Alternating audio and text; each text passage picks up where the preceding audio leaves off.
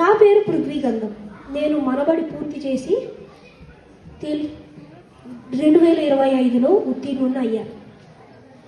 నేను మిమ్మల్ని ఒక ప్రశ్న అడుగుదాం అనుకుంటున్నాను. మీలో ఎంతమంది మీ పిల్లలు మీ దగ్గరగా ఉంటూ మీతో తెలుగులో మాట్లాడాలి అని మీలో ఎంతమంది అనుకుంటున్నారు? వారందరూ చెయ్యండి దయచేసి.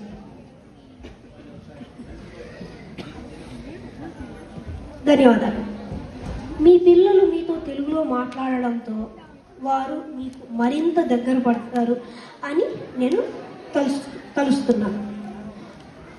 మీలో చాలామంది మా పిల్లలకి తెలుగు అర్థమవుతుంది అని దానితో వారికి తెలుగు వచ్చేసు అని కూడా అనుకుంటాం. కానీ మీరు వారిని తెలుగులో ప్రశ్నించేటప్పుడు ప్రతిసారి వాళ్ళ సమాధానాలు తెలుగులో వస్తున్నాయా లేదా అన్నది మీరు గమనించాలి. అలా ప్రతిసారి తెలుగులో వాళ్ళ సమాధానాలు రానప్పుడు వారంతటి వారే తెలుగులో మాట్లాడలేరు అని గుర్తించాలి. ఏం చేస్తే మీ పిల్లలు తెలుగులో మాట్లాడగలుగుతారో నా ఆలోచనలు మీతో పంచుకుంటాను. మొదటిది, తెలుగు మీకు మాతృభాష అయినప్పుడు మీ పిల్లలకు కూడా మాతృభాషగా పరిగణించాలి. రెండవది, మీ పిల్లలకి తెలుగు రావాలంటే వారికి తెలుగు ఐచ్ఛికం కాకూడదు, తెలుగు నేర్చుకోవడం ఐచ్ఛికం కాకూడదు.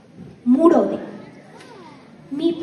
అలా ఐచ్ఛికం కాకూడదంటే మీ పిల్లలు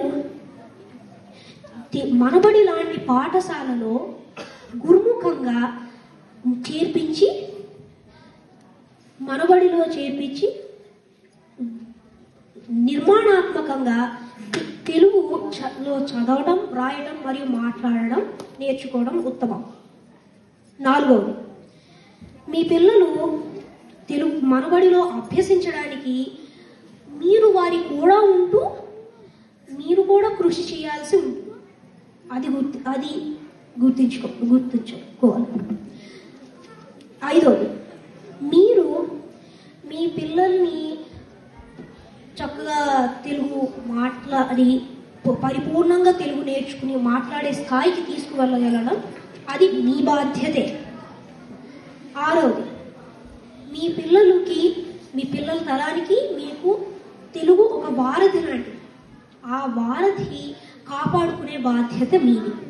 గుర్తుంచుకోండి, మీ పిల్లలకి తెలుగు ఐచ్ఛికం చేస్తే రేపొద్దున్న మీరే ఐచ్ఛికం అవ్వగలరు. వారికి ఈ సందేశాన్ని మీతోటి పంచుకునే అవకాశం ఇచ్చిన చంద్ర గారికి మరియు మనబడికి నా మనస్ఫూర్తి ధన్యవాదాలు తెలియజేసుకుంటున్నాను. ధన్యవాదాలు. చాలా చాలా చక్కగా చెప్పాడు కదా అండి. పృథ్వీ చెప్పడమే కాదు, ఆచరిస్తాడు కూడా వాళ్ళ ఇంట్లో. ఒక్కసారి మన పృథ్వీకి ఇంకొకసారి చేసేద్దాం. ధన్యవాదాలు.